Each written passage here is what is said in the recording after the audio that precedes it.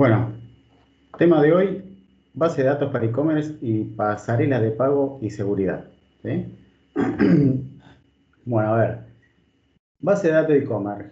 Al inicio los e-commerce, ¿no? Como cualquier aplicación construida en determinado contexto tecnológico, eh, empezó a construirse en nuestro tan querido, nunca bien ponderado modelo relacional. ¿Sí? Entonces, hubo todas las plataformas están basadas en empezaron, ¿sí? su derrotero en el mundo comercial implementando sus bases de datos en modelo relacional. Era prácticamente todos los sistemas estaban definidos en modelo relacional, ¿sí? Más allá de que había ciertos proyectos de datos relacionales, eh, pero principalmente pasó por ese lado. Pero claro, el e-commerce, no como la mayoría de los sistemas, tiene determinadas necesidades, ¿no? O sea, si volvemos a nuestro planteo de la arquitectura en función de atributos de calidad, como lo vimos en la primera clase de esta unidad, ¿sí? El atributo de calidad principal que me determina, ¿sí? El uso y la forma en la que implemento una base de datos de e-commerce es la adaptabilidad, ¿sí? Y que el sistema debe tener la flexibilidad para poder administrar un conjunto heterogéneo de productos. ¿Qué significa esto? A ver, si algún avesado me puede decir por qué la adaptabilidad es importante.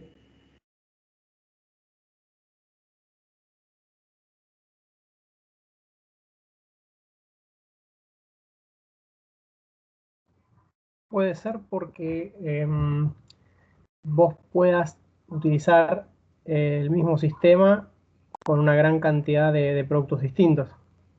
Claro. No es más que ni más ni menos lo que dice acá, ¿no? Conjunto heterogéneo de productos. ¿Eh? Efectivamente, pasa por ese lado. Era una cuestión de leer un poquito y ya salía la respuesta. ¿Eh? El sistema debe tener la flexibilidad para poder administrar un conjunto heterogéneo de productos. ¿Eh? ¿Qué significa esto? A ver, si nosotros pensamos en los sistemas de gestión, ¿no? O contables, o los sistemas que generalmente andan pululando por ahí. Nosotros tenemos entidades, ¿sí? Que son finitas con una determinada cantidad de atributos. Por ejemplo, usuario, ¿sí? Nosotros dentro de un sistema podemos definir la entidad usuario, ¿sí? Y decimos que tiene tal, tal, tal, tal y tal atributo. Por ejemplo, nombre, apellido, edad, fecha de nacimiento, bla, bla, bla. Todo en función de las necesidades del sistema. Entonces, ¿cómo representamos esa entidad en ese sistema? Realmente, si implementamos el sistema en un dato relacional, no va a ser ni más ni menos que en una tabla. Y cada atributo corresponde a una columna o a un campo en esa tabla. Pero claro, en estos sistemas, ¿sí? Acuérdense, no estamos hablando de e-commerce, estamos hablando de cualquier otro sistema. La cantidad de entidades es finita, ¿sí? O sea, por ejemplo, en un sistema contable podríamos tener, qué sé yo, usuario, cliente, factura, eh, remito, memo, nota de crédito, ¿sí? Y tal vez cada una de esas entidades se corresponde con una tabla en la base de datos. Pero claro, ahí viene el tema con e-commerce. En e-commerce no hay solamente una entidad, porque cada producto es una entidad, ¿sí? Entonces, está bien, si yo vendo botellas, ¿sí?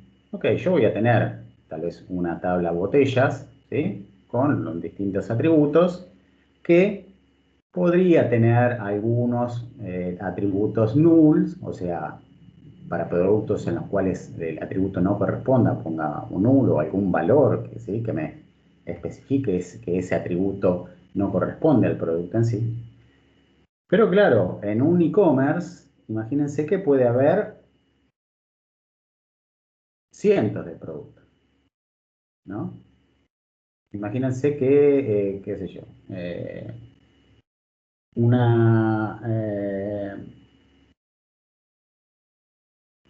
una verdulería, ¿sí?, podría tener un sistema en el cual ponga sus productos en una tabla, ¿sí?, con determinadas características y listo, suficiente. Pero en un e-commerce la cantidad de productos posibles es inmensa. ¿Sí? Imagínense, qué sé yo, un e-commerce de retail, tipo Frávega o Barbarino, o cualquiera de esos, o Falabella, ¿sí?, que tienen miles y miles de productos. ¿Cómo solucionan eso?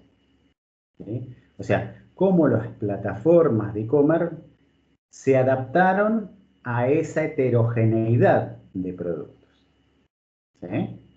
Entonces, fíjense cómo venimos, enganchemos de nuevo con el atributo de calidad. Tratemos de no ver esta clase como una clase aislada, sino dentro de la unidad en sí. ¿Sí? O sea, yo soy un retail, quiero un e-commerce, yo necesito una plataforma, ¿sí?, que se adapte a mi catálogo.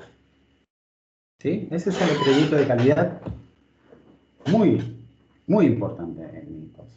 Si yo tengo un catálogo de, por ejemplo, 5 productos y sé que en el futuro van a ser 5 productos, y este atributo de calidad no va a ser necesario. ¿Sí? Imagínense, por ejemplo, la base de datos de Netflix, ¿sí?, en donde todos son películas o series, ¿sí?, y todas tienen la misma estructura. Entonces ahí la base, o sea, no el atributo de calidad, la adaptabilidad para la cantidad de productos que tiene no es importante. Entonces, no necesito una plataforma, ¿sí?, que tenga la flexibilidad para el conjunto heterogéneo de productos, porque no lo estaríamos usando. ¿Sí? Fíjense, insisto, en la relación de los atributos de calidad, definirlos, ponderarlos en función de las necesidades del negocio y cómo se toma la decisión, ¿sí?, de solucionar, de satisfacer ese atributo de calidad. ¿Ok? ¿Se entendió hasta acá?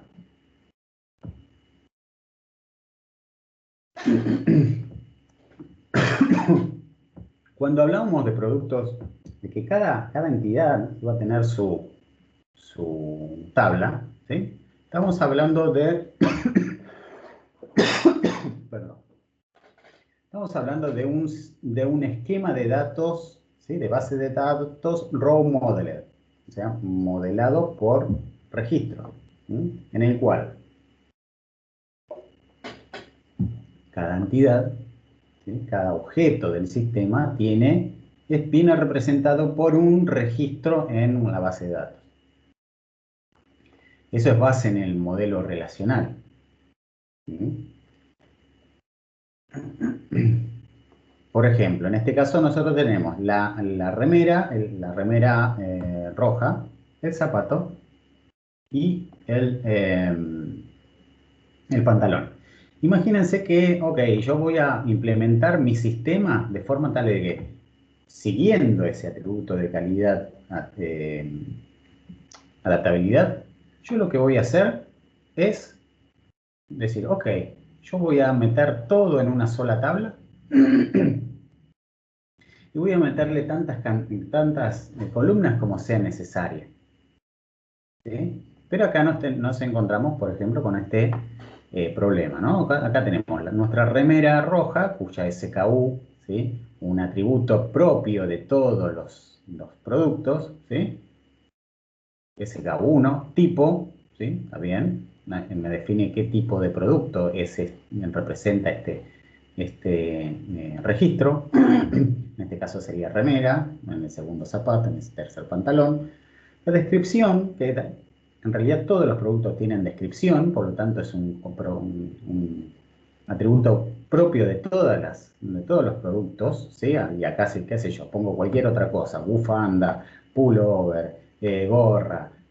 Generalmente esto y esto, ¿sí? Estos tres van a estar presentes. Pero acá empieza el problema. Porque yo, por ejemplo, tengo el talle. Todos sabemos que el talle, ¿sí?, de una remera no tiene nada que ver con el talle de un zapato ni con el talle de un pantalón, ¿sí? Acá no podríamos decir talle remera S, ¿sí? Supongan que no ponemos remera, ponemos talle solo. Ponemos S, ¿sí? Eh, para el zapato 41, ¿sí? Y para el pantalón 38. ¿Qué nos produce esto? Que al momento de levantar, ¿sí?, el producto a partir del registro en la base de datos, nosotros tenemos que agarrar qué tipo de, qué es y qué dominio tiene este atributo. Cuando me refiero al dominio, me refiero a a los valores posibles de este atributo, ¿sí? Para la remera sería un S, M, L, XL, XS, Sarasa, ¿sí? Para los zapatos, ¿sí?, sería de, qué sé yo, para el zapato de adulto 36 hasta 49, ¿sí?, consecutivo. Mientras que los pantalones, que creo que es de 38, 28, saltando de 2 en 2 hasta 50. Fíjense que los dominios son distintos. Entonces, eso nos lleva a tener que implementar los atributos propios de cada producto en columnas distintas. Y si el atributo no corresponde, tener un null. De esa forma yo podría implementar este modelo, ¿sí?, con esta estructura de datos. Pero, ¿qué pasa? Imagínense que talle remera, talle pantalón, talle zapato, color, ¿sí? Imagínense si nosotros vamos agregando productos, toda la cantidad de atributos que podría llegar a tener esta tabla, ¿sí? Y cuántos null podría llegar a tener, lo que representa espacio desperdiciado, ¿sí? Es más, podría llegar a tener más columnas, ¿sí?, o sea, más celdas nulls que con datos. Entonces, vemos que la forma, ¿sí?, el esquema de base de datos Row Modeler en este caso no nos sirve, ¿sí? Como tampoco nos sirve tener una tabla para remeras, una tabla para zapatos, una tabla para pantalones, a menos que solamente vendamos remeras, zapatos y pantalones, ¿sí?, y que nuestro catálogo no se vea en la necesidad con la posibilidad de incrementar en tipos de productos.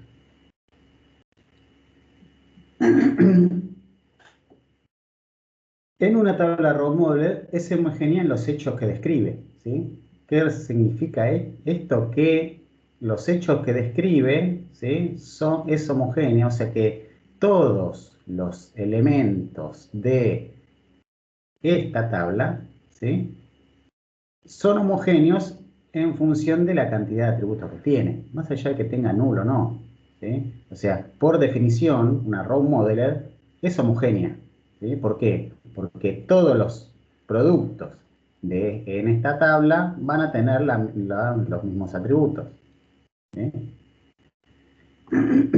Y el tipo de dato predeterminado por la naturaleza de los hechos guardados. En este caso, ¿sí?, talle de remera va a ser un char. ¿Por qué? Porque el dominio de las remeras es SM, XL, ¿sí?, un char 2. Mientras que el talle de pantalón, ¿sí?, va a ser un número par entre determinados números, ¿sí? Y el talle de calzado son números consecutivos dentro de un rango de números, ¿sí? Entonces, a eso se refiere que son predeterminados por la naturaleza de los hechos guardados. Pero bueno, ¿cómo hacemos entonces para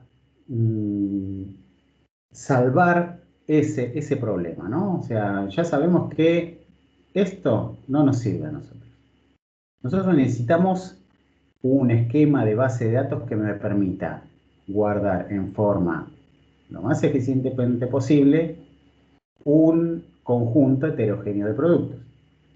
Entonces apareció, allá por los 60, si mal no recuerdo, en realidad he leído, realmente no me puse a investigar mucho más, este tipo de problemas se presentó en la industria médica. O sea, cuando los pacientes se hacían análisis, constantemente aparecían nuevos análisis. Los análisis médicos tienen muchos datos, ¿sí? Y son muchos, por lo tanto, una solución Road Modeler no hubiese sido apropiada. Entonces lo que hicieron fue implementar un modelo de datos genérico, ¿sí? Lo que se llama modelo de datos vertical. ¿Por qué? A ver, vamos a probar. Sí.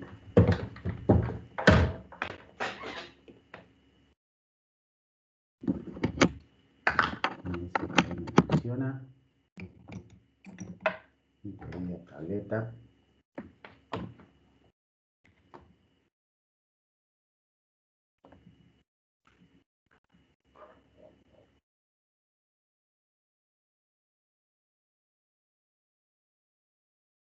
Acá César, perdón, César, si no le respondo es porque no estoy viendo el chat, sí, así que chifleme. Para ese caso no conviene usar colecciones. En realidad nosotros partimos de un modelo de un modelo relacional, ¿sí? Las colecciones o las colecciones de documentos vienen en otro esquema que se implementaron después. A ver, hace 20 años, ¿sí? De ser MongoDB era decir algo que estaba en fase de investigación todavía, ¿sí? Pero efectivamente ahora, ¿sí? Con las nuevos motores de base de datos, sí podemos pensar una plataforma en función de colecciones, ¿sí? Acuérdense eh, no se está, sí, a ver, esperen que les comparto la...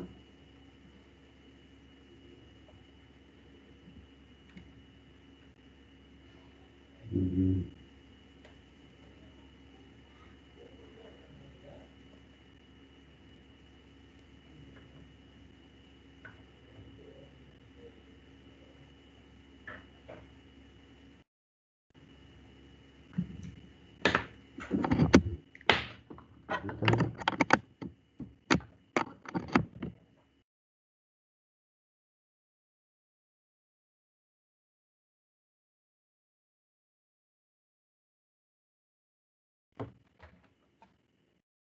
ahí está la presentación.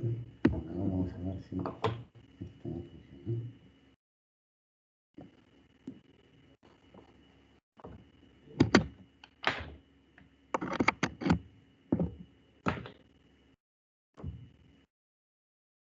¿Sí? Nosotros en una, por ejemplo, supongan, oh, no,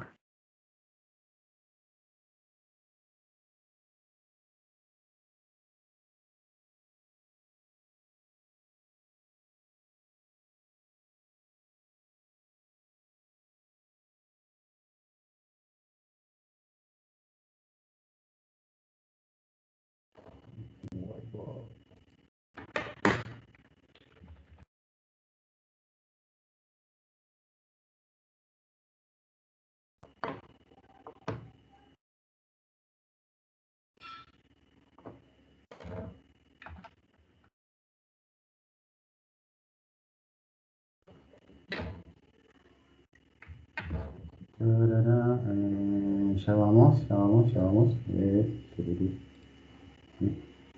Hechura, perfecto. Vamos a ver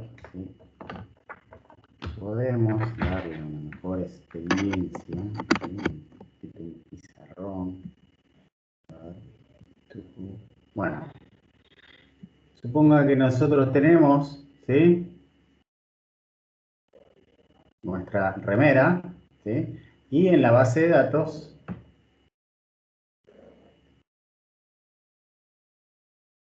podríamos decir que está Profe, está representada. compartiendo solamente el PowerPoint, no sé si... Oh, ok. Bueno,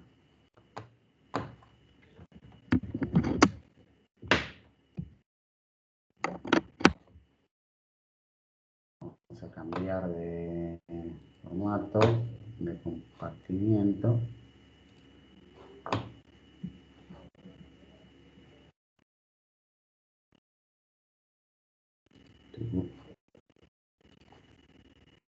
Ahora sí. ¿Sí? Mientras que en nosotros tenemos representado, ¿sí?, nuestro producto en forma horizontal,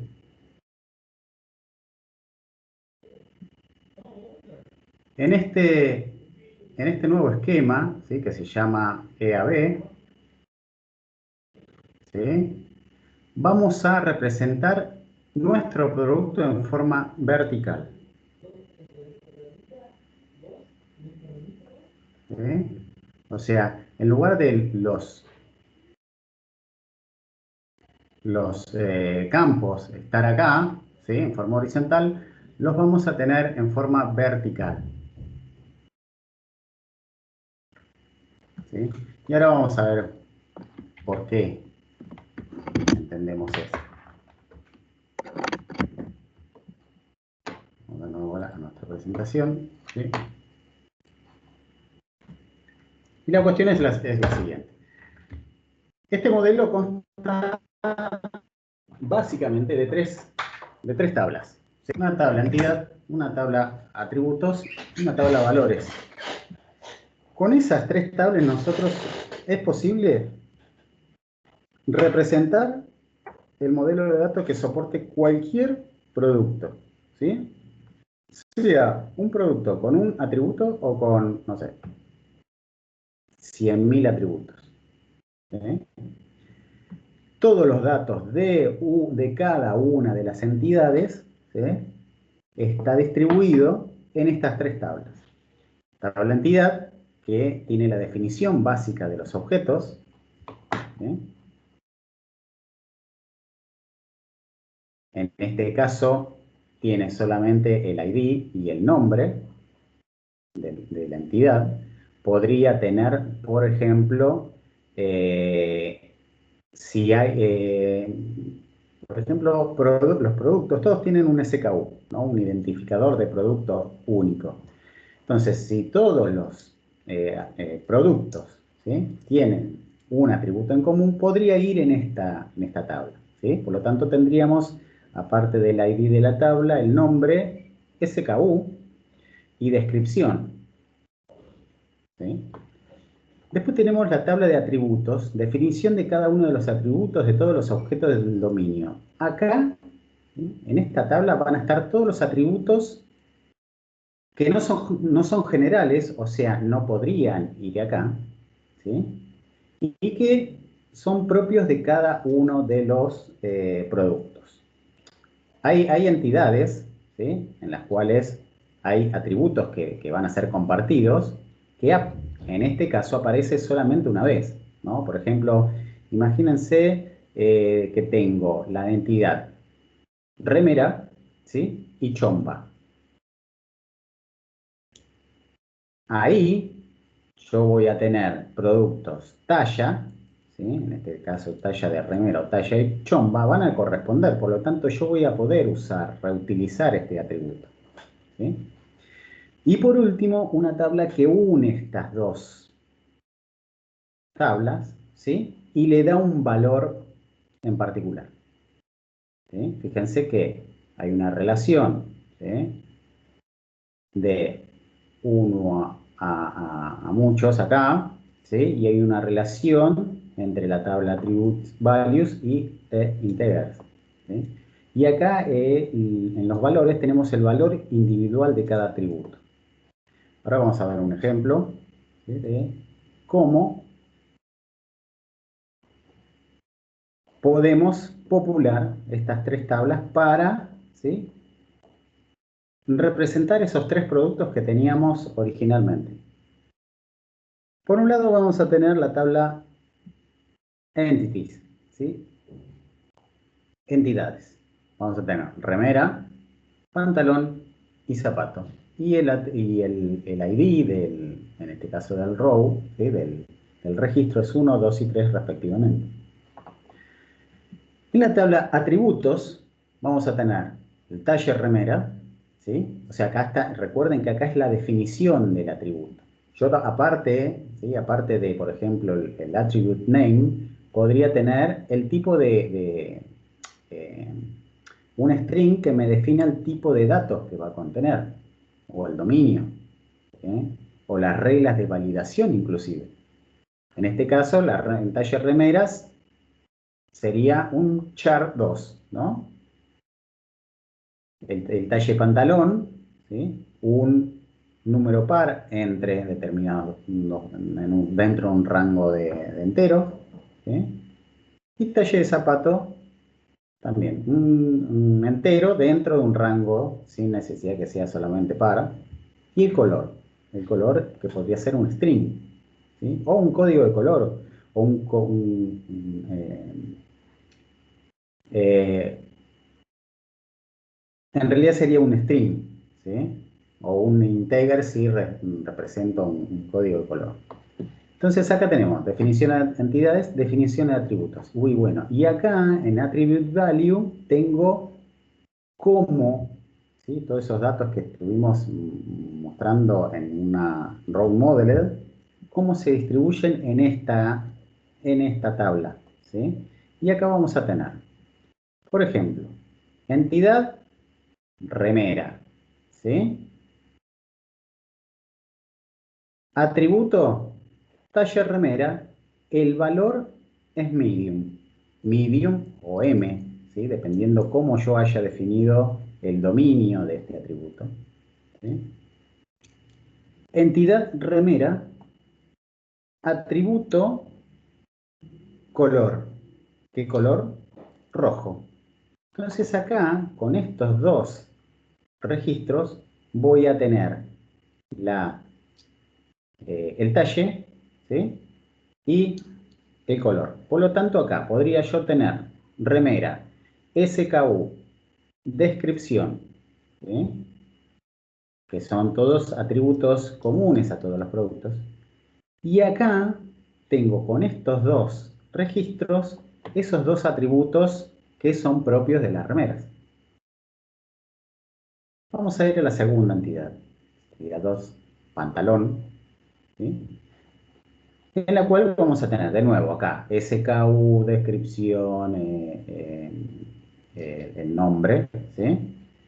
Y después en esta tabla vamos a tener attribute talle pantalón 32, ¿sí? Y color. Fíjense que acá el color es un atributo, ¿sí? Está compartido entre una remera y un pantalón, que es coherente, ¿sí? El color es color, salvo que, bueno, tengamos un conjunto de colores básicos, ¿sí? Y después un color, qué sé yo, colores de fantasía,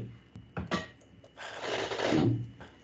Pero si el dominio son colores básicos, bueno, podemos, entre dos entidades distintas, podemos compartir la definición del atributo, ¿sí?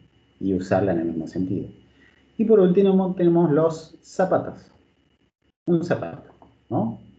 El zapato, de nuevo, insisto, SKU, descripción, todos los atributos en comunes. Y por este lado tenemos el talle del zapato, 41, ¿sí?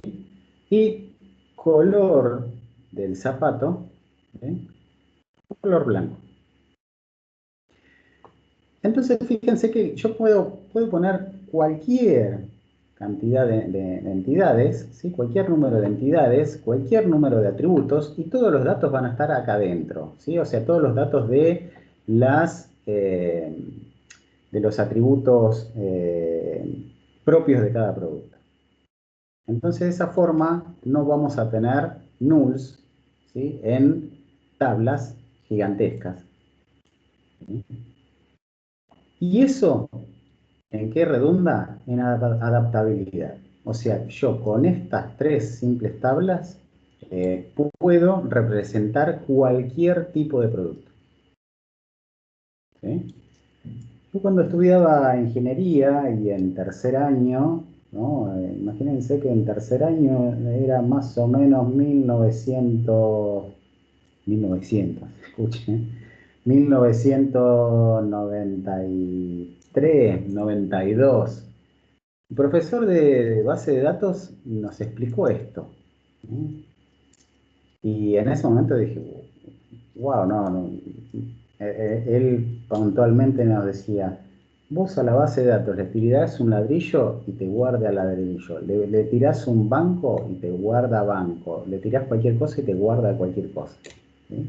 Cuando nosotros veníamos con la entidad de relación, modelo relacional, todo, lo primero que se hacía era definir la tabla con los atributos y que se correspondían con las entidades, y eso era fijo, ¿no? Era imposible tener muchas entidades distintas, ¿no? Porque se armaría eh, un modelo de datos caótico. Cuando dijo esto, ¿no? Imagínense lo representativo que fue que en ese momento, que es el día de hoy que me acuerdo, ¿sí? Cómo me sorprendió este modelo. Y si estamos hablando del 93, son muchos años, ¿sí? 27 años. 27 años después, estoy dando clases enseñando este modelo que es tan usado, ¿sí? Es tan explotado. El día de mañana que ustedes se encuentren con ellos tengan que crear un sistema y que se presente justamente el atributo de calidad, adaptabilidad a la hora de representar en base de datos entidades, y este es un buen modelo para implementar, salvo que lo hagan en base de datos no SQL, ¿no? O sea, orientadas a documentos. Pero, a ver, Entity Attribute Value no es todo color de rosa. ¿Por qué? Pues estas son las propiedades, ¿sí? que tiene EAB en contra, ¿sí? O sea, sí, tenemos adaptabilidad, pero restamos en otras funcionalidades o en otras características. Es lo de siempre, no hay como en física, o sea, como dice física, no hay generación espontánea de energía, sino que todo se transforma. O sea, si ganamos por un lado, estamos perdiendo por otro seguro. ¿Sí? Y estas son los inconvenientes con este modelo, ¿no? Primero, la flacidez. La flacidez se refiere a que justamente la entidad pierde estructura dentro de la base de datos, ¿sí? Imagínense que nosotros a simple inspección no podemos ver qué atributos, ¿sí? tiene una entidad, ¿sí? Antes lo veíamos porque estaba dentro de una tabla y teníamos las distintas columnas. Pero ahora, ¿sí? Ahora no. Ahora nosotros tenemos que hacer una consulta simplemente para saber cómo es la estructura de la entidad. Consultas ineficientes. Consultas ineficientes, ¿por qué? Porque si yo tuviese mis entidades definidas en un row modeler, en un esquema row modeler, para obtener un producto, ¿sí? El cual sé, por ejemplo, el ID del registro, lo único que tengo que poner es select todo, asterisco from la tabla where ID igual 99. Con esa consulta, ¿sí? Yo traigo todos los datos del producto, pero en el modelo EAB no.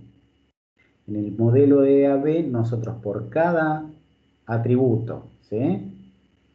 propio del producto, tenemos que hacer un join, ¿sí? O sea, por cada atributo del producto tenemos que hacer un join distinto contra la misma tabla, ¿sí? O sea, consultando atributos y attribute value, entity attribute value.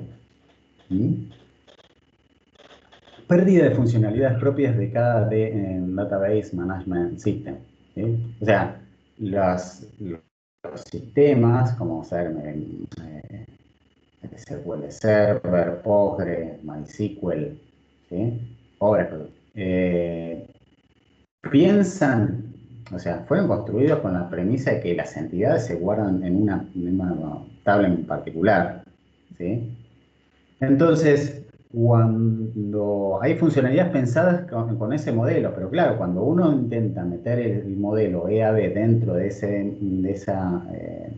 motor de base de datos, ¿sí? Esas funcionalidades se terminan, no deja, ¿cómo es? Sacarle el jugo a los motores de base de datos. Por ejemplo, en las optimizaciones de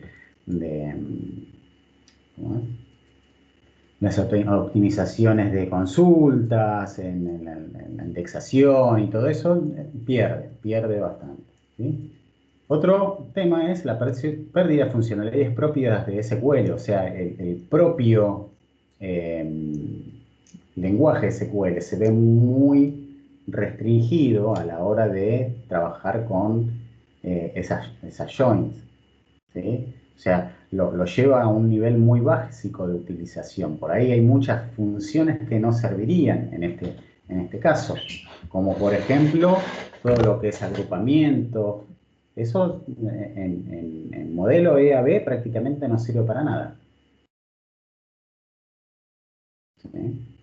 Y es un formato no bien soportado por las Relational Database Management System. O sea, otra cosa de las que pierde, ¿no? Es, por ejemplo, cuando yo defino atributos, ¿sí? Y digo de qué tipo es, en este caso no lo implemento, pero de qué tipo es, ¿sí? No estoy usando para guardarlo, ¿sí? Una columna con el dato específico. Por ejemplo, ¿sí? Imagínense que tenemos un atributo float, ¿no? Precio. Supongan que el precio no está acá, sino que está como otro atributo, ¿sí? Y es un float. O diámetro, vamos a poner el diámetro, ¿sí? Diámetro es un float, ¿sí? Pero claro, acá como va a estar conviviendo con string, con número, que esto y lo otro, todo va a ir convertido a string, ¿sí? Y ese flow va a ser convertido a string. Después, programáticamente, cuando se levanta el producto de la base de datos, ese string, ese 10.32, ¿sí? Tiene que ser convertido a flotante para que el sistema lo maneje correctamente. Pero fíjense que ahí pierde la funcionalidad del tipado fuerte de cosas y todos los beneficios que eso atrae. ¿Sí? Porque no es lo mismo trabajar con datos nativos que con todo string.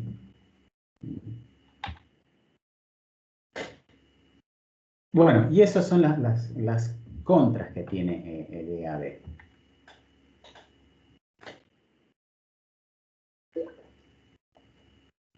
Y otra de las cosas es, por ejemplo, como hablamos de consultas ineficientes y los e-commerce, particularmente los retails, utilizan mucho las búsquedas, ¿no?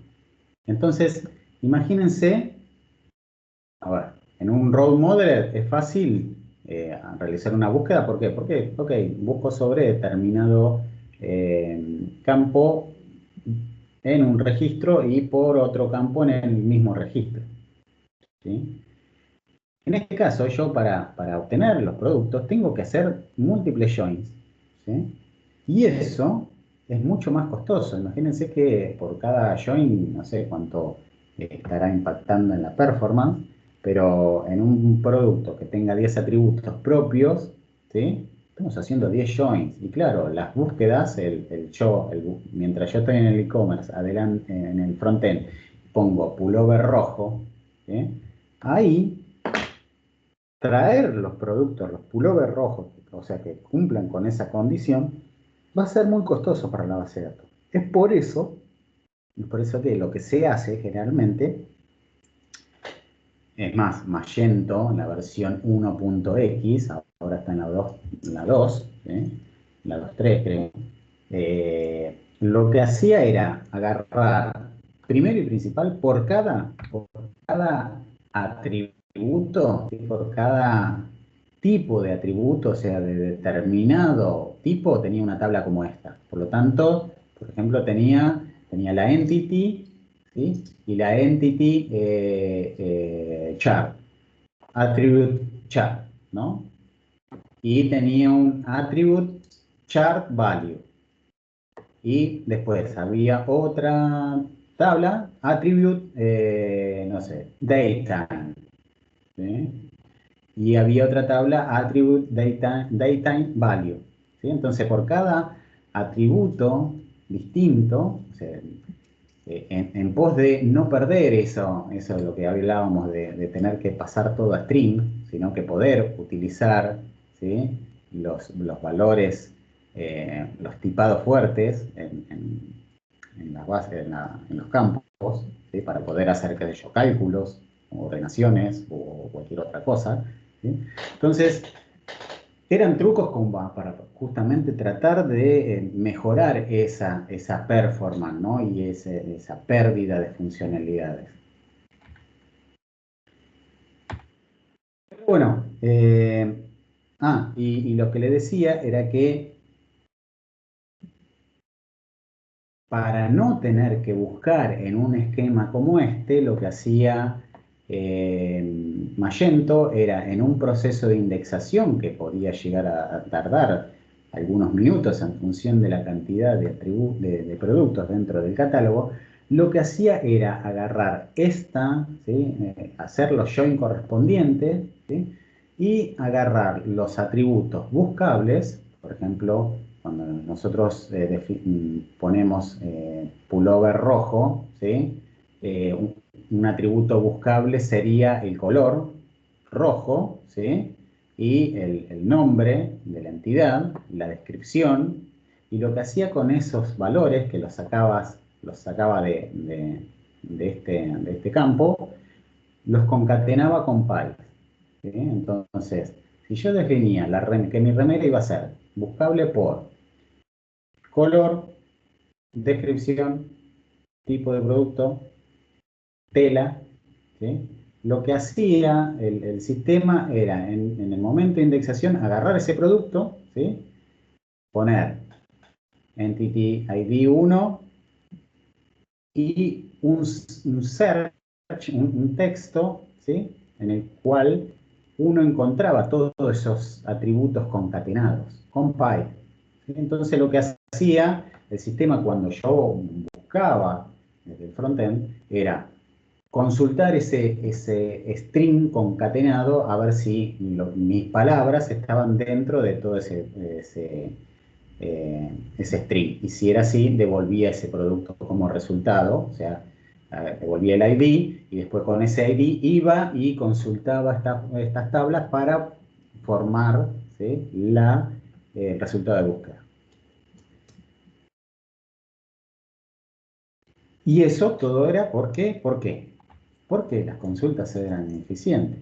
O sea, gané en flexibilidad, pero las consultas se hacían muy pesadas y solamente se trataba de usar o sea, el guardar y recuperar de esto solamente al momento de traer productos en particular. O sea, yo sé que tengo que traer el producto con el ID 2. Ok, voy y saco y armo esa consulta. Porque si tenía que armar consulta con donde hacía alguna búsqueda, por ejemplo, where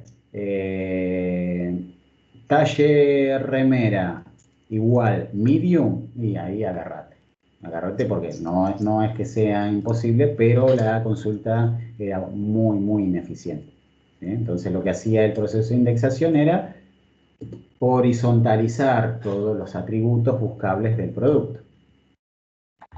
Pero bueno. Después aparecieron las bases de datos basadas en documentos, ¿sí? pasamos de un modelo relacional a un modelo de documentos, donde cada entidad podía tener la cantidad de atributos que yo quisiera. Era simplemente seguir ciertos lineamientos a la hora de construir una entidad y después adentro ponerle cualquier cosa. Después el sistema que se encarga de levantar, ¿sí? Esa entidad, bueno, se encarga de ver cuáles son los atributos que está disponible, disponible para interpretar, ¿sí? Porque si yo le pongo cualquier cosa acá, cualquier atributo y cualquier valor, ok, la base de datos no me va a pinchar, el documento no se va a romper, pero cuando yo lo levanto y el sistema no tiene conocimiento de ese dato, directamente no lo va a tener en cuenta, ¿sí? Si es que maneja una lista, ¿sí?, predefinida de atributos. Porque si no, yo, por ejemplo, pongo cualquier cosa, pero generalmente las entidades se llevan también por un esquema. Un esquema es también un texto que define el formato de cada una de las entidades y que va en paralelo con los datos, ¿sí? Siempre, ¿no? Es como la definición de las tablas. ¿Sí? En las bases de datos documentales, ¿sí?, hay un esquema que siempre define y que no nos permite justamente meter cualquier cosa. ¿Sí? Pero en el caso de que lo pudiera, el sistema no podría levantar ese dato. ¿Por qué? Porque no lo espera. Entonces lo que hacen ahora, en lugar de realizar la indexación, como habíamos visto, ¿sí?, agarrar, hacerlo join, que esto y el otro, y tirarlo en un campo concatenado, lo que hacen es guardar toda la entidad dentro de un documento que no es más que un string, ¿sí?, y realizar un search text sobre ese documento, ¿sí?, o eh, y trabajar directamente con esta cosa. O si no, lo que hacen es generalmente mantienen el modelo relacional y el proceso de indexación termina en una base de datos no documental. ¿Se entendió hasta acá? Acá, ¿sí?, vemos el problema de la indexación, ¿sí? Nosotros, a ver, como les dije anteriormente, ¿no? O sea, en este modelo vamos a tratar solamente de usarlo lo menos posible, solamente para guardar y o recuperar, ¿sí?, puntualmente determinadas entidades, ¿sí? Entonces, para las búsquedas no usábamos este modelo, sino que indexábamos, ¿sí? Y para eso, ¿sí?, teníamos como les había dicho, el proceso de indexación en el cual el catálogo era actualizado mediante el cambio en un producto, ¿sí? Y,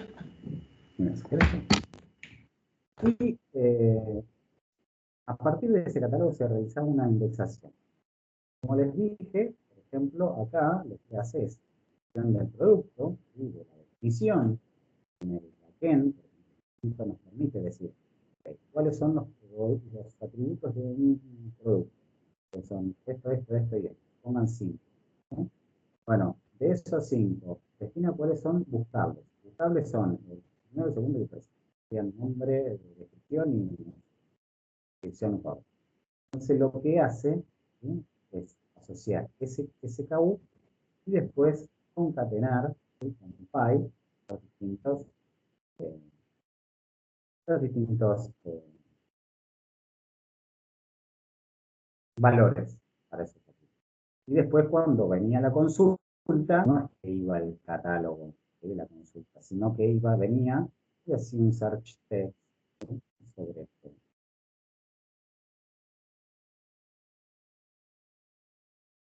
Y ahora lo que se usa generalmente, o sea, por ejemplo, para lidiar con ese tipo de indexación, el problema era antes que la indexación era se hacía cada vez que pasaba determinada cantidad de tiempo. El proceso de indexación trataba, antes indexaba todo, después pasó a un esquema en el cual se marcaban aquellos registros que eran cambiados, ¿sí? Y después el proceso de indexación agarraba solamente esos registros y generaba valores concatenados, ¿sí? Y solamente actualizaba eso. Pero ahora, por ejemplo, en AWS, lo que se hace es, imagínense que ustedes tienen el e-commerce, el server, y acá dice Create Employee info, supongan que es crear la info de cualquier producto y se guarden en una base de datos. En este caso, Dynamo. Y esa base de datos está seteada para que en determinado documento o tabla, si se actualiza, ese mismo dato sea enviado a una función lambda. Recuerda que una función lambda es una función serverless, o sea que está de ahí de la nube, y que puede ser llamada, y lo que hace es guardar esa función dentro de un motor de base de datos, en el caso de Elasticsearch, que es un motor de base de datos optimizado para las búsquedas. Ahí en Elasticsearch nosotros podemos meter millones, millones y millones de datos. Tiene una performance fantástica. Entonces, acá fíjense que la actualización que viene por cada evento de crear producto, ¿sí? Por cada evento, yo ya actualizo mi base de datos, por lo tanto no existe prácticamente la indexación, porque es una indexación continua. Profe, dos preguntas. Sí. La primera es respecto a esto de la indexación. Si lo que te da la posibilidad de indexar es justamente la infraestructura más que la tecnología utilizada. Si bien son más o menos parecidos los términos, le pregunto más bien por el lado de, bueno, estamos viendo un ejemplo de Amazon, sabemos que no es un monstruo. Si los fierros que ponen a disposición de esta tarea pueden más o tienen más peso que la técnica que utilicen para indexar.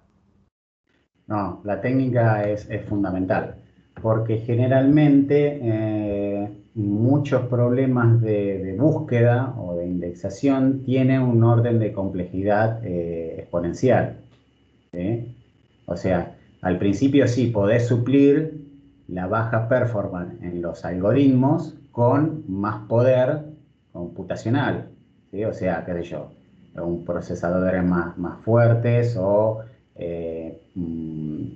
inclusive, o sea, realizar un escalamiento vertical de la instancia en donde está corriendo la base de datos, ¿sí?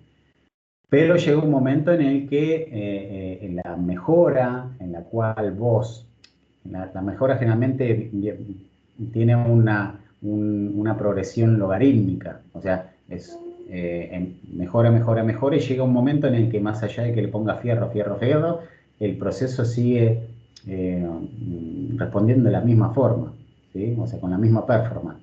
En cambio, la complejidad, cuanto más datos tenés, ¿sí? La complejidad es exponencial, es más, ¿sí? ¿Entienden, no? La diferencia de las dos curvas. Sí, más abultada, digamos. Claro, o sea, al principio sí, vos podés decirle así, mira, yo voy a tener beneficios escalando tanto horizontal como vertical, principalmente como horizontalmente. Horizontalmente ya es más difícil, inclusive escalar una base de datos. ¿Sí? Hay modelos de base de datos que se escalan horizontalmente, que justamente son los orientados a documentos. Por ejemplo, Elasticsearch o MongoDB Atlas, ¿sí? Que te permiten que varios nodos, ¿sí? Funcionen detrás de una consulta y no solamente uno. Entonces, de nuevo. Perdón, te interrumpo. ¿Eso no es Sí, una arquitectura distribuida? ¿Esa funcionalidad no te la da la arquitectura? sí, es así. Bien, Pero el software tiene ya que tiene que soportar reconocer, esa distribución. soportar. Bien, Claro. bien, bien, bien, bien. Porque, ok, supone que vamos al ejemplo bruto de distribuir, ¿no? O sea, en lugar de tener una base de datos, tengo 10 bases de datos. Por lo tanto, si me llegan 10 consultas, las puedo distribuir entre las distintas bases de datos, ¿sí? Y tengo el índice de respuesta 1. Profe, eso es lo de teóricamente hablando, es lo de master y slave, de maestro y tipo de master y esclavo, ¿no? Cuando vos Eso a nivel de tenés N infraestructura. réplicas de la base de datos, ¿no? Exacto. Y estamos hablando de base de datos relacionales, porque si vamos, por ejemplo, a Elasticsearch o MongoDB, ¿sí? Ya ahí estamos hablando de yards y de nodos, ¿sí? En las Ah, cuales, sí, no en las entiendo cuales, eso.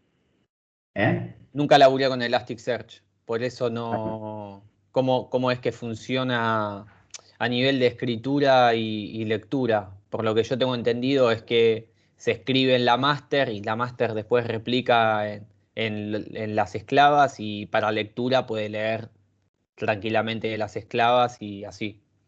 sí. Bueno, acá cuando hablamos de Elasticsearch y MongoDB, podemos llegar a estar hablando de muchísimos datos. ¿Sí? Mm. Entonces, lo que hacen esas bases de datos no es una réplica, ¿sí? De ella misma en todos los nodos, sino que mantienen datos, es como adyacentes, ¿sí? O sea, entre un todo, ¿sí? A ver, esperen que vamos a ver Es si... de los datos se van distribuyendo entre los Claro, nodos. supongan que Claro. tienen es- este universo de datos, ¿sí? Que es mucho. Imagínense que, qué sé yo, guardan el tráfico de varios sitios web y quieren analizarlos, ¿sí? Entonces, lo que hacen los motores de base de datos tipo MongoDB Atlas o Elasticsearch es dividir esos datos, ¿sí? Entre distintos nodos. Pero no son nodos eh, distintos, ¿sí? Sino que, por ejemplo, ¿sí? Este nodo, ¿sí? Supongan que estos datos son solamente de este nodo, pero todos estos datos que hay acá, ¿sí? Están tanto en este nodo como en este. Entonces, cuando llega una, eh, una consulta, hay un proceso, ¿sí? Que se dice, bueno, a ver, ¿en qué nodo lo busco? Entonces, de esa forma, ¿no? Es más, se puede llegar a distribuir geográficamente, porque, por ejemplo, hay datos propios de un país o una región, y bueno, voy a tener otros yards, ¿sí? En otras partes del mundo con otros cosas, pero todo es una misma base de datos. Imagínate que una base de datos de millones y millones y millones de registros replicada en Master Slave, ¿sí? Al momento de replicar, y eso es costosísimo, ¿sí? Es por eso que todo este esquema, ¿sí? Todo este esquema vino a revolucionar lo que es Machine Learning, la analítica de datos, la Data Science, ¿sí? Porque antes hacer Data Science, ¿sí? Era meter todos los datos, ¿sí? En un cubo. ¿Vieron Data Warehousing? No, ¿no? No. Bueno, un cubo es una tabla solamente que con n dimensiones, ¿sí? Entonces, Este tipo de data warehousing se hace solamente en offline, o sea, para generar las inferencias o las reglas, ¿sí? En un data warehousing generalmente se habla de un día para el otro. Un día para el otro vos podés tener análisis acerca de datos. Pero ahora, Se hacen actualmente, en frío, digamos. ¿cómo? Se hacen en frío. Claro, exacto. Es como yo tengo en los supermercados, lo que hacen es, tienen sus bases de datos transaccionales, o sea, todas las compras van a las bases de datos, ¿sí? OLTP. Y después a la noche hay un proceso, ¿sí? Se Que los actualiza. mete en cubo. En cubo generalmente tienen información redundante, ¿sí? El proceso de llevar de un modelo relacional a un modelo en cubo, lo que hace es que la información sea redundante para que después las búsquedas sean más fáciles.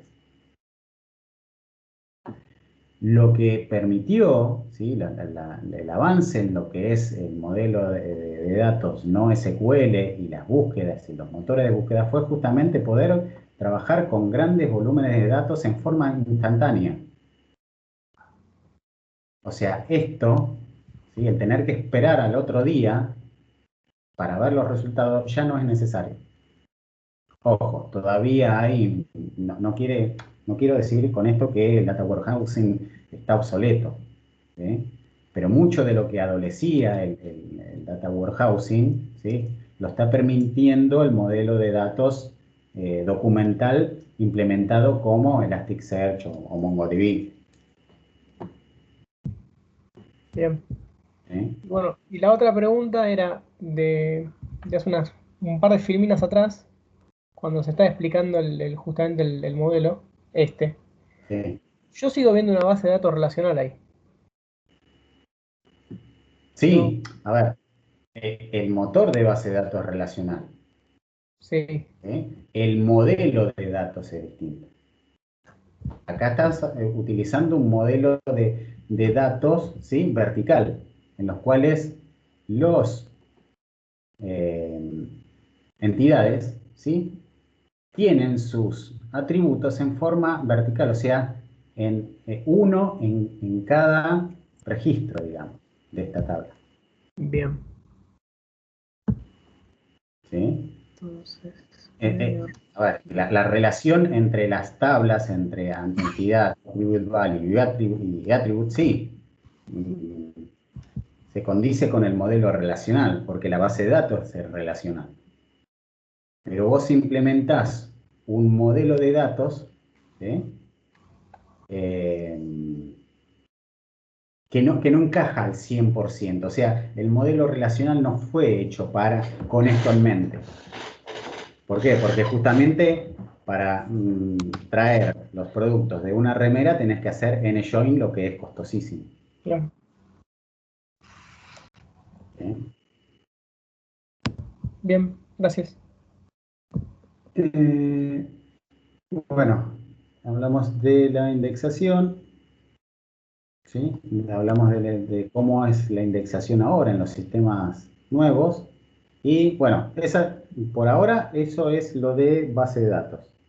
¿Sí?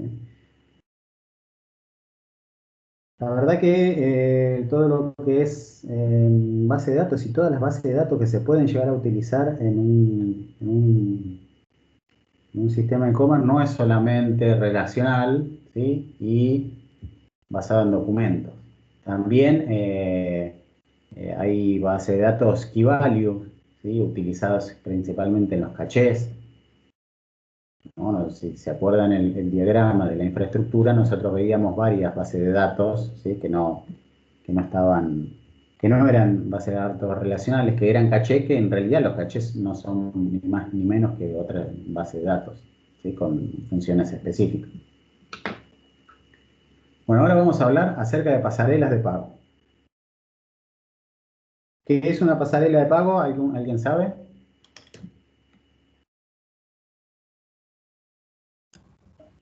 No es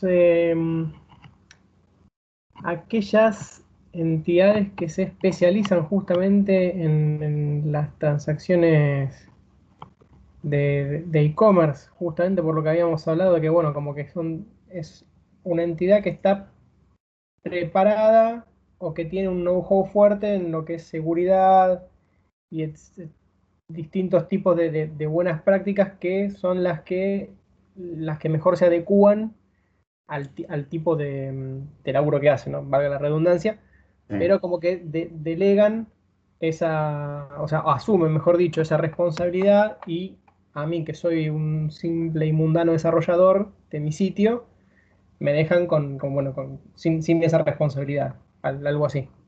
Perfecto. ¿Sí? Perfecto, porque justamente lo que se dedica en las pasarelas de pago es a procesar pagos. ¿Sí? Imagínense que yo tengo una tienda de ropa. ¿Cuál es el core de mi negocio?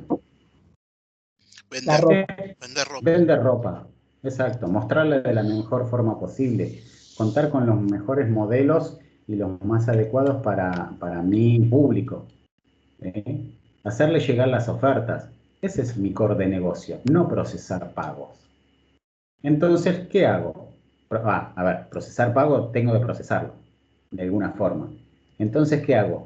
Delego esa funcionalidad justamente a entidades especializadas para ello. ¿Sí? Como decía, ¿quién había hablado? JM. ¿Quién? Juan Manuel, profe. Juan Manuel. Exacto, ¿sí? Como había dicho Juan Manuel.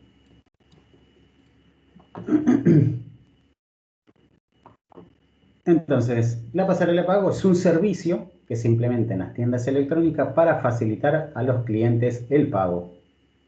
¿Sí? En este caso, por ejemplo, nosotros tenemos nuestros clientes, ¿sí? Que pagan con distintos medios de pago, inclusive con distintos medios de pago, Visa, American Express, Mastercard, boleta de pago, como hacer Rapipago o Pago Fácil, ¿sí? Tarjeta de débito. Está el e-commerce y la pasarela de pago, que termina, ¿sí? Implementando contra las entidades financieras. Porque, por ejemplo, Visa, ¿sí? Visa, si la Visa me la da un banco, ¿no? Visa es el medio por el que yo obtengo un crédito de un banco en particular. ¿Sí? Yo, por ejemplo, tengo Visa Galicia. Cuando yo voy a dar de alta una visa, me dice el banco, a ver, bueno, a ver, tenés sueldo, cuánto ganás, te investigan un poco para ver si te pueden dar el crédito, ¿sí? Y es finalmente el banco el que te da el crédito por intermedio de la visa. La visa es el medio de pago. ¿Sí? Lo mismo pasa con American Express y Mastercard. Ni te hablo de las tarjetas de débito. Las tarjetas de débito que ya efectivamente lo que hacen es ir directamente a tu cuenta, caja de ahorro, cuenta corriente en tu banco y debitarte automáticamente el cargo. Mientras que en las tarjetas de crédito, ¿sí? Lo que hace es imputar el cargo, ¿sí? En la cuenta del usuario y después a final de mes le lleva el resumen para que lo pague. ¿Sí?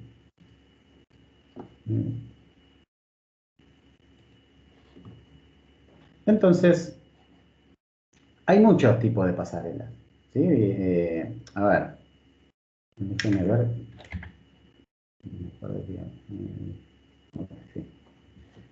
Hay muchas pasarelas de pago. Esto todo lo van a ver más detallado en el apunte. ¿Sí? Originalmente las pasarelas de pago fueron bastante toscas, ¿sí? Que son lo que se llamarían las pasarelas de pago alojadas, ¿sí? En las cuales el cliente, ¿sí? Cuando va a hacer comprar, lo que hace el sitio es hacer una redirección a la pasarela de pago, la pasarela de pago toma los datos y después vuelve, o sea, una redirección de vuelta al sitio de e-commerce, ¿sí? lo que genera un salto, ¿no? entre sitios que no siempre es tan lindo de ver, ¿no? Imagínense que ustedes tienen una super tienda con el mejor diseño, que esto y el otro, y de repente tienen que ir a, no sé, al formulario de pago de Mercado Libre o PayPal o PayU o lo que sea, con una experiencia de usuario distinta, más allá que por ahí le puedan poner el icono, el logo o algo por el estilo, ¿sí? Se rompe la experiencia, ¿no? Y es algo que al usuario tal vez no le guste tanto. Y es un pequeño detalle que puede decir, no me gusta que me pida que me saque del sitio, me da ¿cómo es? Desconfianza, ¿sí? Entonces se puede caer la compra. Y como repetí varias veces, el e-commerce es una secuencia de pequeñas cosas, todas encadenadas, pero todas tienen que estar pensando en la experiencia del usuario. Lo que hace después, ¿no? O sea, supongan que el payment, la pasarela de pago no puede decir, sí, ya imputé el cargo. Pero claro, imagínense que eso puede tomar, qué sé yo, 1 minuto, 5 minutos, 30 segundos. Ese ida y vuelta que dure 30 segundos y el cliente va a decir, ¿qué pasó? Se colgó, se trabó mi cosa, anda todo mal, pum, cierra el checkout y quedó la compra trunca. Entonces lo que hacen los pliegues de pago es tomar los datos, devolver inmediatamente el flujo al website, ¿sí? Como para que decirle su orden está siendo procesada, ¿sí? Y después mediante un IPN post, ¿sí? Que se llama IPN, es una notificación, ¿sí? Una notificación. El gateway de pago le dice, che, mira, tengo una novedad respecto a el pago tal, ¿sí? El pago 5585. Entonces el website lo que hace es preguntarle, bueno, a ver, dame las novedades respecto al pago de 5585. Y este le dice, ok, fue actualizado. Entonces el sitio e-commerce lo que hace es actualizar el estado de la orden. Podría ser que cuando entra, está en processing, ¿sí? Va acá, la orden está en new, en estado new, nuevo. El cliente va, paga, vuelve, ¿sí? Y la orden está en proceso. En proceso quiere decir que se está viendo el pago. Cuando llega, ¿sí? la notificación, el e-commerce va, pregunta al gateway de pago, ¿qué onda con esta?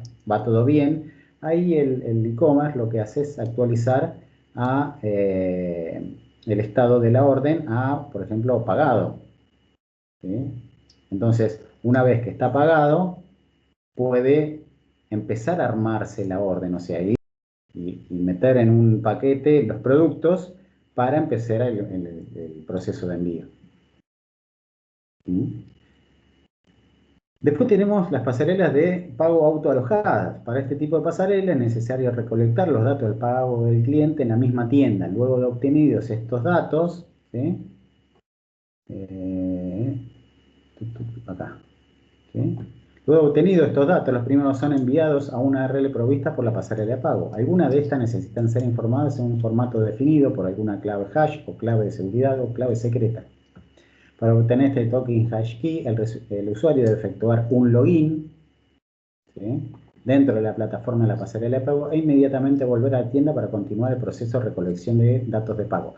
Esto pasa generalmente con Mercado Pago, ¿sí? Si ustedes están de un navegador en el cual no tienen abierta una sesión de Mercado Pago eh, en un navegador privado, hay muchas veces en las que le pide, ojo, actualmente tratan de no hacer eso, pero hay todavía sitios en los que tiene que ir a Mercado Pago, loguearse y vuelve el sistema, ¿sí? y vuelve el sistema. Entonces acá después lo que hacen es con ese token que recibió también de este proceso, del proceso inicial, ¿sí? Obtiene el token, va, se loguea, vuelve, devuelve el token, ¿sí? Devuelve los datos del usuario, ¿sí? Y una vez que termina la transacción también hay una interacción, pero, ¿sí? Todos los datos son capturados en la tienda, lo que es una mejor experiencia, ¿no? O sea, el salto del login puede ser ruidoso, pero bueno, es mejor que el anterior. Acá, en las pasarelas de pago no alojadas, esta permite a los clientes ingresar la información de su tarjeta de crédito o débito directamente en la página del checkout de la tienda y efectuar el proceso de pago utilizando las APIs de la pasarela de pago, utilizando algunos requests de HTTPS. Acá, el encargado de capturar los datos es el e-commerce, ¿sí? Y con esos datos envía a una API información y el gateway le responde, ¿no? Acá ya la experiencia está del lado toda del cliente, o sea, del e-commerce, ¿sí? Realmente estas son las más transparentes. Pasarelas integradas localmente con el banco. Esto ya está en bastante desuso, justamente porque, a ver, en realidad estas pasarelas no es que están en desuso, sino que se usan en determinado escenario en el cual, por ejemplo, creo que últimamente los bancos están implementando sus propias tiendas, ¿sí? Por ejemplo, Santander, Superville tiene su tienda, Santander entiendo que también. Banco Ciudad tiene su propia tienda en la cual vende cosas. Y claro, cuando uno entra a esa tienda, ¿con qué medio pago? Con la del Banco Ciudad, ¿sí? Con la Visa del Banco Ciudad. Por lo tanto, ahí esa integración no necesita pagar con otras tarjetas. Esta integración solamente trabaja con ese banco, ¿sí? Por lo tanto, puede integrar localmente con ese banco. De esa forma se evita un intermediario. Pero claro, está todo supeditado a que el uso de la plataforma del e-commerce es solamente para usuarios de ese banco. Pasarela de pago directa. Algunos de los procesos de pago no soportan notificación instantánea de pago. Estas pasarelas de pago crean perfiles y deduce el monto requerido de tarjeta de crédito del comprador en forma programada, pero no informa a la tienda que realizó la orden de pago. La pasarela solo informa si la tarjeta de crédito fue aprobada o no. Si por esto de la tienda tiene que realizar consultas a intervalos regulares o al procesador de pago para saber si el pago requerido ha sido recibido o no. Esta pasarela ya está, esta sí, está un poco fuera de, no diría de moda, ¿no? Porque las tecnologías en este sentido no son de moda, sino que respondiendo a una mejor usabilidad, una mejor integración con las distintas plataformas, ¿sí? Esto se está tratando o sea, las pasarelas de pago lo que intentan es simplificar la implementación de la pasarela de pago en distintas plataformas. Me refiero a que si, imagínense, Mercado Libre, yo quiero implementar en WooCommerce el Mercado Libre, ¿no? Y ustedes vieron, no sé si recuerdan que debimos implementar, agarrar el plugin de Mercado Libre, activarlo, setear los datos y listo, ¿sí? Si nosotros tuviésemos que hacer todas estas APIs, ¿no? Desarrollar, que esto que lo otro, la verdad que sería trabajoso. Y esa tienda elegiría una pasarela de pago que te permita una implementación de la misma de una forma más fácil que tener que meter mano en una interfaz, ¿sí? De llamadas. Esto hace más o menos unos 10 años sí era bastante normal, ¿no? Ahora con la aparición de Mercado Pago y otras plataformas, otras pasarelas, ¿sí? Tipo Todo Pago, PayU. La verdad que se han facilitado mucho y no hay que lidiar tanto, porque me acuerdo que ha sido un dolor de cabeza esto de llevar el estado de los pagos, ¿no? O sea, mantener sincronizada nuestra lista de órdenes pendiente de pago con lo que realmente pasaba del lado de la pasarela. Después tenemos pasarela de pago basada en plataforma, ¿sí? Estas son para marketplace en particular. Imagínense que ustedes están en un marketplace. ¿Qué es un marketplace? Un sitio e-commerce en donde muchos vendedores venden, ¿sí? Pero claro, cuando yo pago, una cosa es, si yo pago y yo, gateway de pago, recibo todo ese dinero, ¿sí? Y después en un proceso posterior voy y reparto a los vendedores, ¿sí? O sea, le deposito en la cuenta bancaria del vendedor 1.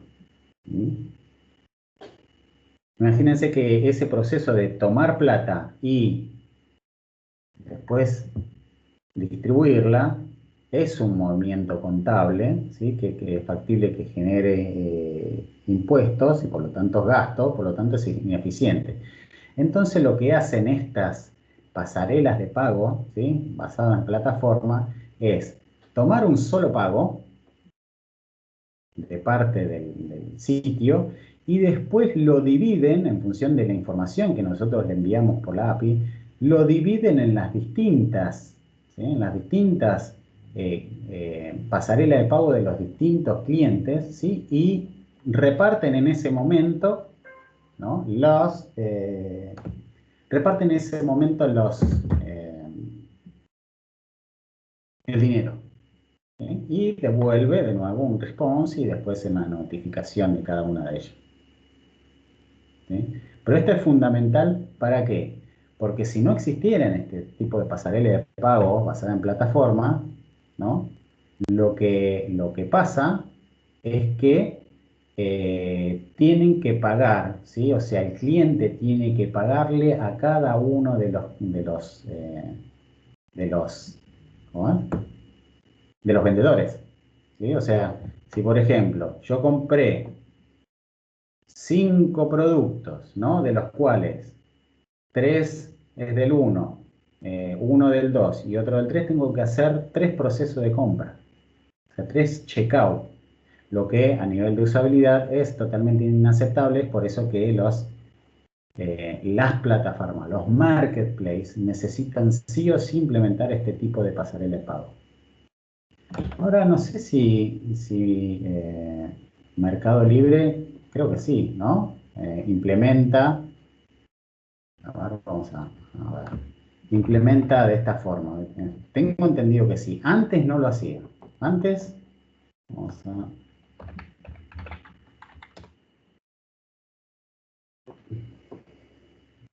vamos a, vamos a herramientas. ¿Sí? Vamos a vendido. Bueno,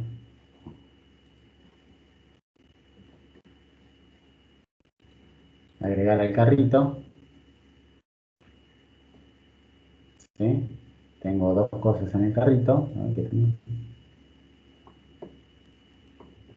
Bueno, supongan esto, que eh, son dos proveedores distintos. ¿Sí? Y le doy a continuar compra. Vamos a ver qué hace. Y fíjense que yo no quiero seguir, ¿sí? Pero me va a terminar haciendo una sola transacción. O sea, tal vez necesiten ingresar algún código de la tarjeta con el que pague, que esto y lo otro, ¿sí? Pero fíjense que hay un paquete 1, un paquete 2, ¿sí? Fíjense que los vendedores son distintos. Bueno, eso es ahora en pos de qué, justamente en pos de la usabilidad, ¿sí? Que permitieron eso, porque vieron que si yo a mí me agarraba un escenario de compré 5, 3, 1 y 1, ¿sí? Es factible que haga el primero y el segundo es muy factible que lo pierda. Entonces estoy perdiendo compras. Ahí. ¿Se entendió este? Antes de por sí, Mercado Pago no tenía carrito. Vos entrabas a la página de producto y directamente era comprarlo. ¿Sí? ¿Dónde está? Bueno, lo cerré. Pero vieron que decía carrito, ¿sí? Y comprar producto. Antes directamente era comprar producto. ¿Y qué hacía? Por cada producto que compraba tenía que hacer un proceso de checkout. Y ahora eso lo mejoraron. ¿Entendido hasta acá? Bueno, pasarela de pago basada en criptomonedas. ¿Sí? Esto ya estamos hablando no tanto en un presente porque todavía las criptomonedas no se utilizan como un método de pago, ¿sí? Pero ya hay pasarelas de este tipo en los cuales yo, por ejemplo, soy una tienda de e-commerce, ¿sí? Quiero aceptar pagos con Bitcoin, por ejemplo, pero no quiero meterme con el Bitcoin. ¿Sí? O sea, ok, pagame en Bitcoin, pero yo quiero recibir dinero. Entonces, las pasarelas de pago lo que hacen es justamente eso, ¿no? Se encargan de todo el procesamiento de Bitcoin, la transferencia, las direcciones, que esto y lo otro, y a nosotros, como dueños de e-commerce, solamente nos llega el pago, ¿sí? El pago de dinero. ¿Y cómo es el proceso? Supongan, ¿sí?, que ustedes ya se metieron en el carrito y dicen, bueno, están en el checkout y voy a pagar con Bitcoins. Entonces lo que hace la plataforma es, en función del cálculo que hace de la compra, que esto y el otro, genera un QR, un código QR con información de la transacción. Entonces desde de la wallet, ¿sí?, del cliente, o sea, desde su celular, escanea el código QR, ¿sí?, y realiza, mediante la wallet, realiza una transferencia de los coins, en este caso, supongamos que es Bitcoin, al gateway. ¿Sí? Fíjense que acá, ¿sí?, lo primero que hace es, estamos en el checkout, obtengo el QR del gateway de pago, ¿sí? Yo, tienda, obtengo el QR, lo publico, el cliente lo escanea, ¿sí?, y envía los bitcoins al gateway de pago. El gateway de pago después lo que hace, ¿sí?, se queda con los bitcoins, los transforma a dinero, a alguna moneda fiat, y los transfiere a la cuenta de banco del e-commerce. ¿Sí? Mientras que acá devuelve el HTTP POS o el OK o whatever. ¿Sí? Y eso es cómo funcionan las pasarelas de pago basadas en criptomonedas. ¿Por qué no puedo implementar mi propia pasarela de pago? ¿Sí? Para hacer una pasarela de pago reconocida es necesario suscribir a un estándar llamado PCI DSS. Se entiende por estándar PCI al estándar para la seguridad de datos para la industria de los pagos por tarjeta. Y es un conjunto de prácticas, requerimientos técnicos y operativos que tienen por objetivo hacer que los datos sensibles de los dueños de la tarjeta de pago no se vean comprometidos en transacciones realizadas sobre Internet. El estándar es administrado por un foro global y abierto llamado Consejo de Estándares de Seguridad para la Industria de Pagos por Tarjeta. El consejo fue fundado en el año 2006 por las mayores marcas de tarjeta: American Express, Discovery Financial Services, JCB International, Mastercard Worldwide y Visa Inc. ¿Qué pasaba? Antes existían los pagos, ¿sí? Pero claro, la cuestión era que estaba todo a la vista, ¿sí? Nadie se hacía responsable, o sea, cuando uno metía los datos de la tarjeta en un sitio allá por por los 2000, principios de los 2000, que esto y el otro era realmente una persona avesada, ¿sí? Porque esos datos, no sé si, es más, podían llegar a estar guardados en el mismo e-commerce, ¿sí? O sea, cuando estamos hablando de datos sensibles, todos los datos de la tarjeta que nos permitiría hacer una transacción. Entonces lo que hicieron estas grandes empresas en pos de seguridad, ¿sí? O sea, el atributo de calidad, seguridad, ¿sí? Lo que hicieron es definir un estándar. Ok, vos vas a procesar pagos con tarjeta, entonces tenés que cumplir con determinadas normas de seguridad. Y algunas de estas son estas, ¿sí? Como acá dice, ¿sí? Lo que se definen son prácticas, requerimientos técnicos y operativos, ¿sí? Por ejemplo, lo que piden sí o sí, encriptación de la transmisión de los datos, control de antivirus, seguridad de aplicaciones y sistemas, control de acceso a datos, o sea, yo trabajo por ejemplo, eh, en el sector de procesamiento de pago, de mercado pago, y es factible, ¿sí? Que yo, por ejemplo, soy un personal, tenga que meter el dedo, cuando entro, seguro no voy a poder tener lápiz o papel o alguna cosa en la cual yo pueda escribir datos, ¿no? O, por ejemplo, puedo acceder a todos los datos de la tarjeta de crédito, pero no a aquellos a los cuales me habilite a generar la transacción, ¿sí? Physical Access Control, o sea, los edificios tienen que tener determinada forma en la cual están construidos y los accesos de personal, ¿sí?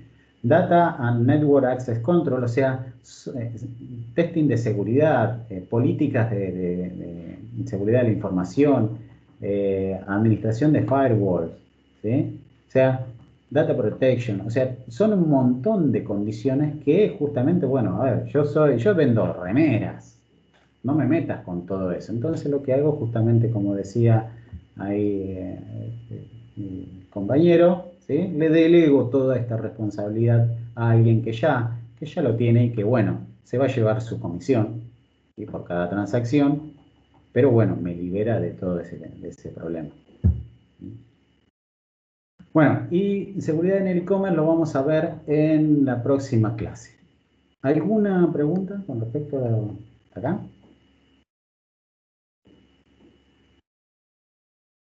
De mi parte, todo claro, ¿eh? Bueno, Yo, perfecto. no, tengo una duda o un comentario que se me había planteado hablando con gente ¿cuál es el negocio, por ejemplo, de la extracción por ejemplo, yo voy al supermercado y puedo extraer de mi tarjeta de débito, que es del banco, en el supermercado y me dan el dinero en efectivo? O sea, ¿cuál es el negocio del banco de usar? Porque eso sería como una especie de pasarela también. No sé si, Sí. o sea, el banco siendo una entidad financiera que debería tener todo este protocolo recontra asegurado, recontra, o sea, utiliza un tercero para que, Ujú. para, para que yo saque, en vez de ir al cajero, voy a la cajera del súper, me da dinero. Sí. O sea, Ahí, ¿cuál sería el negocio, o sea, del banco? el negocio, a ver, en realidad el negocio del banco primero es descongestionar las bocas de expendio. Ajá, Ese es el beneficio, ¿sí? Y el beneficio para, por ejemplo, Walmart es el transporte de dinero. sí, Porque ese dinero que está en la caja, ¿sí? Imagínate que un montón de gente paga en efectivo, y más en Argentina, que la inflación nos obliga a utilizar cada vez más dinero, ¿sí? Más dinero físico. Entonces, eh, todo ese dinero que está en la caja termina en un camión de caudales que genera gastos y es llevado a una entidad bancaria. sí, reduce el gasto logístico. Exacto. La Ah, logística del dinero. claro, sí, sí, sí. ¿Sí? Ese es a ver, el beneficio a simple vista, ¿sí? Puede haber otro, puede haber, qué sé yo, hasta inclusive del banco le paga, no sé, por ahí alguien le paga a alguien, ¿sí? justamente para dar ese servicio, pero es un win-win para mí, ¿no? Pero bueno, ese es el beneficio para mí a simple vista. Puede haber, qué sé yo, beneficios impositivos también. Claro, yo estaba pensando cuál es el cliente en ese caso, si el Walmart o el banco. O sea, en ese sentido no entendía. O sea, yo me puse a pensar como un usuario, tampoco soy un empresario de esto, ni mucho menos, pero ¿cuál es el sentido de ese, ¿no? Bueno, sí, el gasto logístico se me pasó por la mente, pero no sé si es un acuerdo o realmente alguno de los dos se lleva una comisión del otro, no lo sé.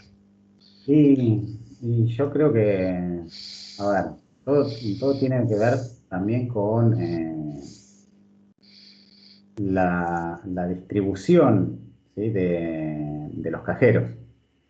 Vos viste que acá, por ejemplo, en San Justo vas un domingo a la noche y anda a encontrar plata en algún cajero. Sí, seguro, Y seguro. eso genera malestar, ¿viste? Quejas, que esto y lo otro. Entonces, al abrir bocas, vos estás como banco, le estás dando un servicio al cliente diciendo, no, podés sacar de otro lado. Sí, digamos, en una sola transacción haces Claro, tu compra y haces una extracción. claro, claro. Digo, bueno. Bueno, ¿alguna otra pregunta con respecto a lo que vimos hasta acá? Si paramos la... Profe, ahí estaba comentando por el chat. En este caso de extraer, entre comillas, extraer desde un negocio, porque en realidad no estás extrayendo como si fuera un cajero. ¿No es que te simulan una compra y te dan el efectivo? No, porque si haces una compra, la compra implica, ¿sí? Impuestos. Pero si te dan un ticket. Claro, Ah, pero mira, te cuento, a mí me dieron el ticket y cuando estaba en el resumen te figura como el detalle extracción. claro, No, aparte de la compra. es una operación no grabada. Claro, quizás el acuerdo es entre, no sé, entre AFIP para que no te cobren impuestos. No, porque en ese caso el supermercado está oficiando como cajero, nada más. Buenas, me meto en la charla de paso. Yo Sí, trabajé un tiempo para Prisma.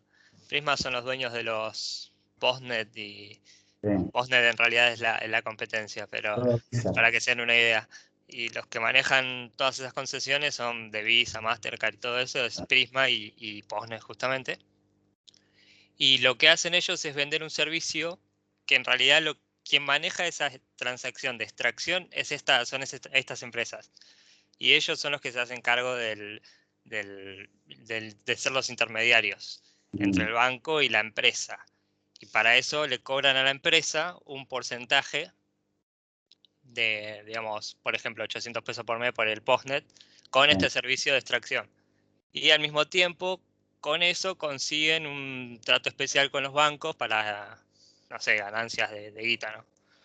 O sea, hay un intermediario en eso, que son claro. estas grandes empresas. El negocio en realidad la tienen ellos y tanto el banco como Walmart, por ejemplo, se ven beneficiados por este beneficio que atrae más gente. Claro, a ver, todo es marketing, ¿no? O sea, si más allá de yo, supermercado, tener un beneficio eh, por transportar menos dinero, que puede llegar a ser como mucho el 10% de ahorro, ¿sí? de transporte de dinero, el hecho es decir, ok, si venís, aparte de comprar, podés sacar dinero. Claro, es un valor agregado, Claro, claro. tal cual, un Entonces beneficio. ahí se lo facturarían al supermercado que es el que saca beneficio de atraer al cliente diciéndole, llévate dinero. Todo es marketing, muchachos. No sé qué hacemos acá. Bueno, eh, listo. Vamos a detener grabación.